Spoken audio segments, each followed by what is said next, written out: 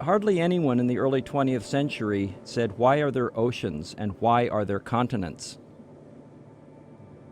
Wegener is a wonderful example of how science benefits from people coming from outside a scientific field and saying, well, why don't you look at it this way?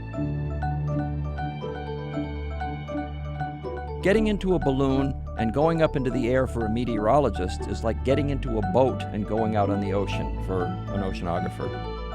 He goes up in a balloon because he wants to take measurements of the atmosphere. He's not the Wizard of Oz. He's a scientist doing science. Wegener flew as much and as often as he could. He wants to write the best book on the physics of the atmosphere, and no one had ever studied the atmosphere in the high Arctic before. This is a time in history when one of the most exciting things you can do as a scientist is to go on an Arctic expedition. It was adventure travel of a North Pole, South Pole kind. Wegener's out there in the winter night taking these huge box kites and attaching recording instruments to them and then winching them back down to get his instruments back. Nobody ever said that Arctic exploration was a picnic. Wegener had to learn how to hunt seals, how to drive a dog sled, how to travel on ice without being swept into open water, how to protect your dogs from polar bears.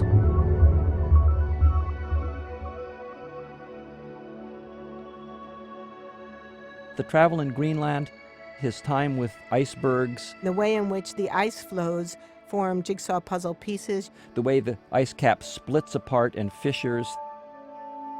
All of this was part of his imagination when he made his discovery of continental drift. I wouldn't really call it a discovery. What he really had was an idea.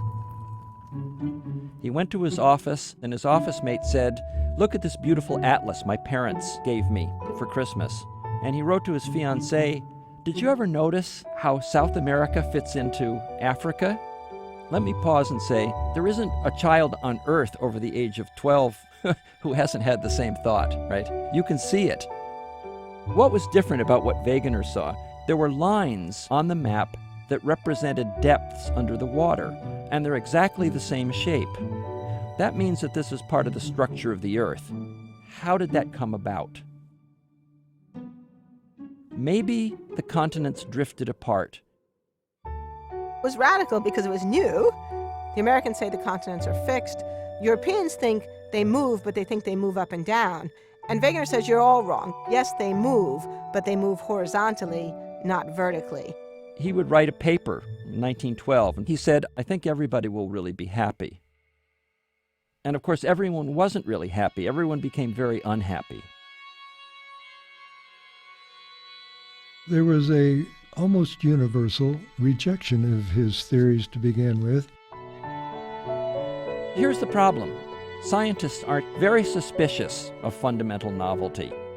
He was regarded as an outsider by the geoscience community because he had no academic credentials in that field, and so he was not considered qualified to make any statements in that field. What he was doing that was so different, though, was drawing together multiple lines of evidence, not just geology, but vegetation and paleontology. The botanical people responded very positively because it explained the distribution of plants and animals over the world.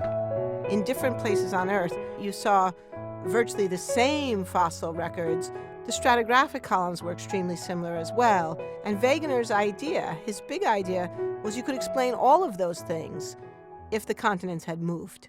So he would write a book in 1915. People said, well, this is wrong and that's wrong. And then he wrote another book in 1920. He comes up with the name Pangea. And then he wrote another one in 1922. And he kept fixing it and fixing it and fixing it. It's one thing to think of an idea, and it's another thing to work it out for 20 or 30 years. That book's still available on Amazon. Continental drift was something he was interested in, but it was never the focus of his scientific life. The Arctic pulled him back in. He was really too old, almost 50 years old. He landed there with 98 tons of equipment. And from the beginning, things didn't go well. They had many things go wrong. The base in the middle of the ice cap did not have enough food, and he said, this is my responsibility to resupply. And he got several sleds together. It's the worst conditions you can possibly imagine. His companions wanted to give up. And at twilight, Wegener said, let's go for a walk. And he took them out and pointed to the ice and pointed to the sky and said, we're trying to find out how all this works. It doesn't matter whether we live or die. The important thing is that the work go on. And I guess that's why I love Alfred Wegener, because it's not really about himself. It's that he believes in science, a kind of great metaphorical expedition. At the end of all this, they were able to supply the station at the middle of the ice, and then they got there, and there wasn't enough food to last the winter for all of them. Wegener said, I'm going to go back to the coast. He didn't like to ride on the dog sled. He liked to ski next to the dogs. He had a heart attack and died. He's still there. The German government wanted to bring him back for a big funeral, and his wife said, no, leave him there. He's where he wants to be.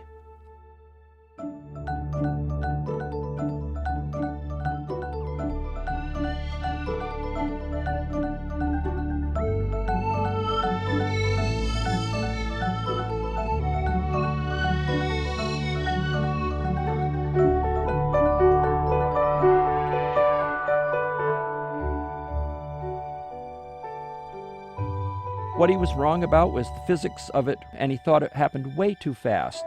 Here's what he got right. The continents move. They really do. And in fact, are still moving today.